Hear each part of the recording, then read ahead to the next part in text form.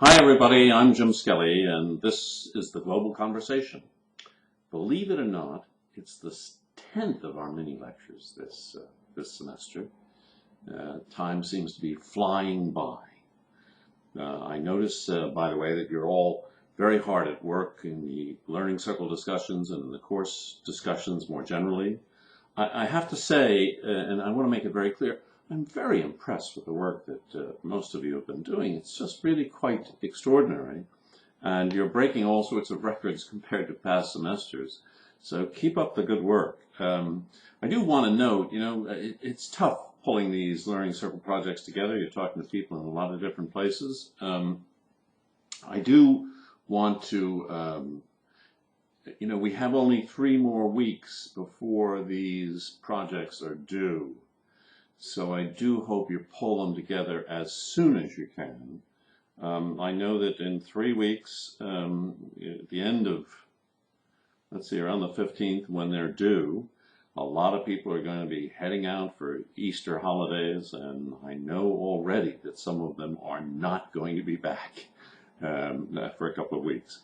So try to pull it together. I think it's our last, the last point at which we can all work together on these. So do try to get it done as soon as you can.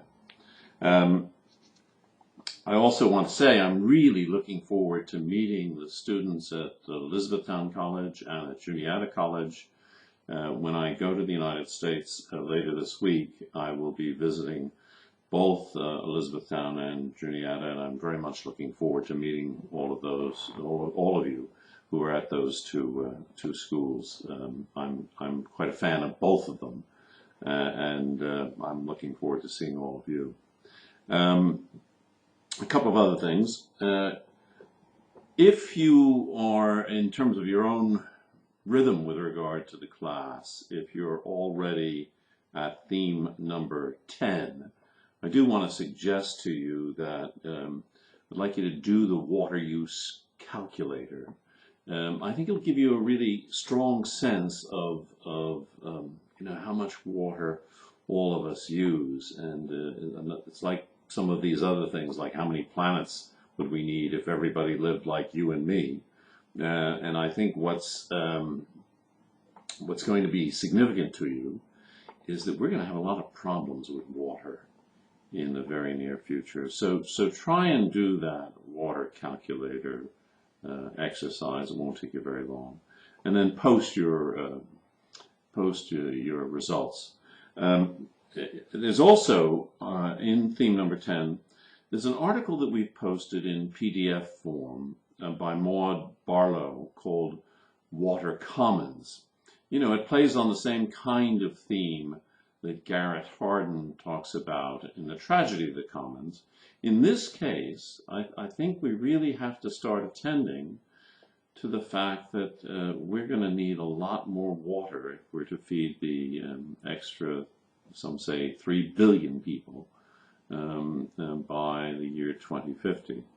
Estimates run from 40% more water to 80%. Maud Barlow says 80%. So take a look at that, and I know it's going to be a very, very big issue, water. So do take a look at that. As well as going to Juniata and Elizabethtown College, I'm going to a conference. I've been invited to speak at a conference of the Forum on Education Abroad.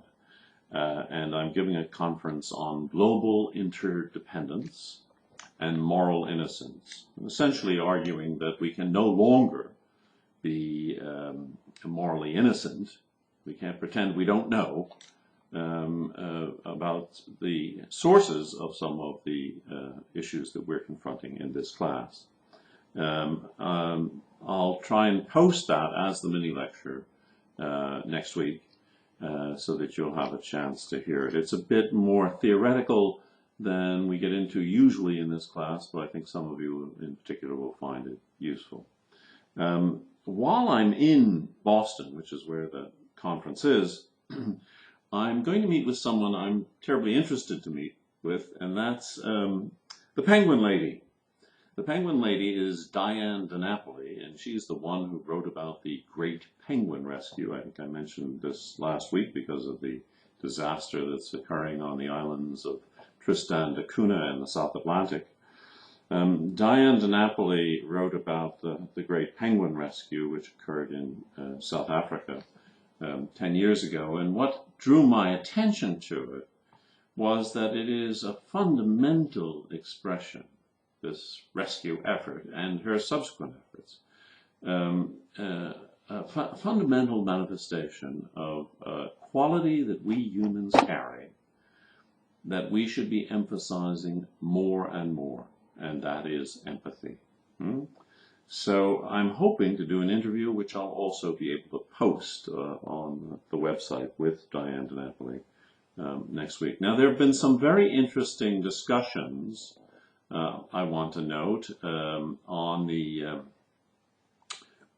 in the course discussions and in some of the discussions around alternative energy. And I think, the nuclear issue, and things are not going well in Japan. The radiation seems to be leaking. It's just a horrific situation. Some people are suggesting that it could last years. I was drawn today, and I posted something in one of the course discussions about this in response to, I think it was Danielle Soroyan, about the economist E.F. Schmacher. Now, when I was a bit younger, the works of E.F. Schmacher were the rage. And Schmacher, the author of the article that I'm going to point you to, may be having a revival. His famous book is called Small is Beautiful, a study of economics as if people mattered. And in the article that was in today's Observer newspaper, which is part of the Guardian group in London, the author, Robert McCrum, says that Shoemaker looks set for rediscovery, and he has some quotes from Schumacher. He says, here, for instance, is Schumacher on the, quote, so-called peaceful use of atomic energy, which is what I heard a lot when I was a very young boy. The bomb was horrible, but you could use atomic energy for peaceful purposes. And Schumacher said, there could be no clearer example of the prevailing dictatorship of economics. That nuclear fission represents an incredible, incomparable, and unique hazard for human life, does not enter any calculation, and is never mentioned in economic analysis, essentially. He continues by saying, to submit to the nuclear lobby, quote, is a transgression against life itself, a transgression infinitely more serious than any crime ever perpetrated by man. The idea that a civilization could sustain itself on the basis of such a transgression is an ethical, spiritual, and metaphysical monstrosity. That'll give you something to chew on. And finally tonight, I noticed a number of people in some of the course discussions talking about the conflict and violence in North Africa and the Middle East. As many of you probably know, there's quite an upheaval going on in a number of countries, and the most noteworthy, I suppose, is Libya. But a number of people have been talking about war and peace. I know some of the students at Elizabethtown have been talking about this issue, and Professor Finley Bowman has stimulated some of that discussion. And Sadie Blutmer in Minnesota, in one of her comments, drew attention to the work of Gene Sharp. And I posted in response saying that Gene Sharp's work, and you can get a sense of Sharp's work in looking at his website called A Force More Powerful Sharp is an advocate of strategic nonviolence, and there's a lot of evidence to indicate that the people who led the demonstrations in Egypt had done serious study of Sharp's work in designing their own tactics that ultimately brought down the Mubarak government. I use Sharp's work myself when I teach classes on nonviolence, and I would highly recommend it to any of you who are concerned with these issues, and I hope many of you, in fact, are. So, that's about all I have this time around. I hope you're all doing well. I'll say again, I'm terribly impressed with the issues you've been discussing and your engagement with the class. So I hope you can maintain it the next couple of weeks, finish up those Learning Circle projects.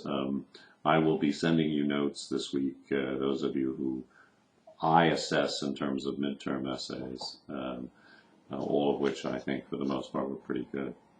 Okay, take care of yourselves and be well, huh?